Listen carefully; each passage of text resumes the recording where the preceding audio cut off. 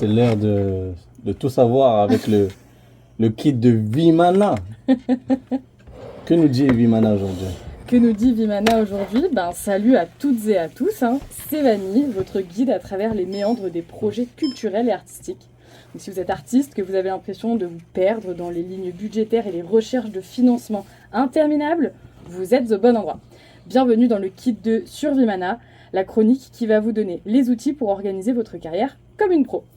Chaque semaine, on décortique un outil indispensable pour gagner du temps, éviter la surcharge de travail, vous autonomiser et enfin vous concentrer sur l'essentiel, votre art. Aujourd'hui, dans le kit de Sur Vimana, on parle budget. On parle particulièrement de dépenses. Oui, on parle encore de budget. Pour celles et ceux qui me suivent, vous le savez, il s'agit d'un de mes sujets préférés. Parce que en fait, c'est l'étape du projet qui pose les fondations de tout ce que vous allez faire. Monter un projet sans budget, c'est un peu comme monter un bâtiment sans plan. Demander à n'importe qui travaille dans le BTP, c'est souvent pas une bonne idée. Un budget, c'est aussi la hantise de beaucoup d'artistes. Alors, bonne nouvelle, il existe des solutions pour gérer vos dépenses et trouver des recettes. Et aujourd'hui, on va voir comment faire un budget qui tient la route sans se prendre la tête de trop. Et surtout, on va parler de quelques astuces pour ne rien oublier et maximiser vos ressources. Alors, première étape, pour faire un budget, il faut tout lister. Oui, même les toutes petites dépenses. Les bouteilles d'eau pour vos équipes, les tickets de métro, les trajets, les repas, les collations, entre ou pendant les répétitions. Chaque euro compte. Alors pourquoi ? Parce que comme ça évite les mauvaises surprises en fin de projet, les 100, 200, 300, 400 euros qu'on n'avait pas trop prévus ou qu'on avait oublié de budgétiser. Et on pense à les comptabiliser pour les suivants. Donc petit conseil, vous utilisez un tableau, n'importe quel outil comme d'habitude. Excel, Google Sheets, une feuille blanche, un carnet, peu importe, mais quelque chose que vous ne perdez pas et vous notez tout. Même les 5 euros de café qu'on a oublié de comptabiliser, et là on les note. Non seulement ça vous servira de base pour tous vos budgets, car les dépenses structurelles et fonctionnelles sont très souvent les mêmes, mais ça vous facilitera aussi dans la tenue de votre comptabilité. Deuxième étape, valoriser ce que vous avez déjà. Alors la valorisation, c'est un sujet à part entière, on pourra en reparler dans une prochaine chronique, mais vous avez des compétences, vous avez peut-être des locaux, vous avez peut-être du matériel. Ce sont des ressources à inclure dans vos budgets, que ce soit du côté des dépenses ou du côté des recettes, parce que ce sont vos apports, ce sont vos contributions. Si vous avez un home studio par exemple, c'est un local que vous n'avez pas à louer. Si vous avez des compétences en graphisme, c'est potentiellement un prestataire de moins à payer. Si vous avez des enceintes, des amplis, des câbles, de la scénographie, c'est des éléments à inclure dans votre budget et à valoriser.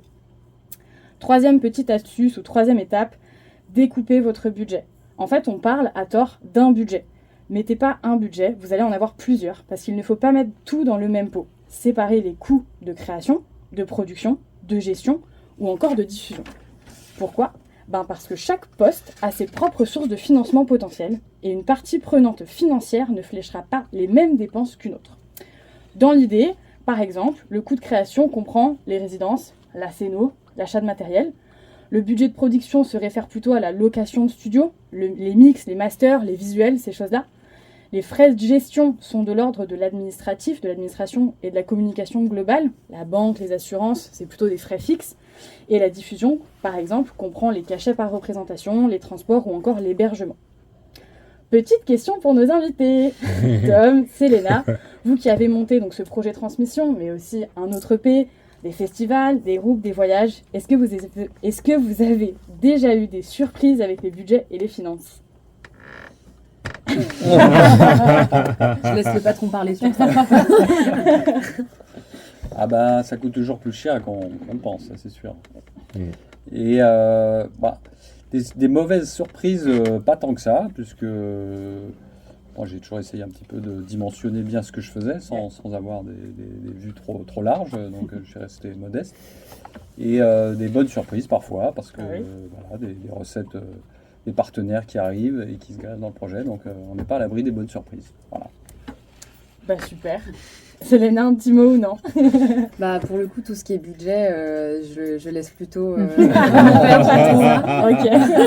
Oui, t'as raison. Donc voilà, pour l'instant, c'est ça. T'as raison. Bien s'entourer, c'est super important, surtout pour les budgets. Donc, petit récap du jour. Un budget, c'est une liste de vos dépenses et de vos recettes. On n'oublie pas les recettes. Il faut tout recenser, valoriser ce que vous avez déjà et découper les coûts pour mieux les maîtriser. Si vous voulez aller plus loin, retrouvez nos astuces et conseils budgétaires sur le Insta de Vimana, @VimanaParis. À la semaine prochaine, dans les kits de Survimana, pour un nouvel outil indispensable. Et n'oubliez pas, un projet bien budgétisé, c'est un projet qui a toutes les fondations pour briller. Merci. Merci, Vanille. Chaque semaine, on nous dit ce qu'il y a à mettre dans le kit de Survimana. Merci. Merci beaucoup. N'oubliez pas, vous pouvez la consulter, tous les artistes. Voilà, Vimana, voilà. on rappelle. N'hésitez pas, Vimana. Et-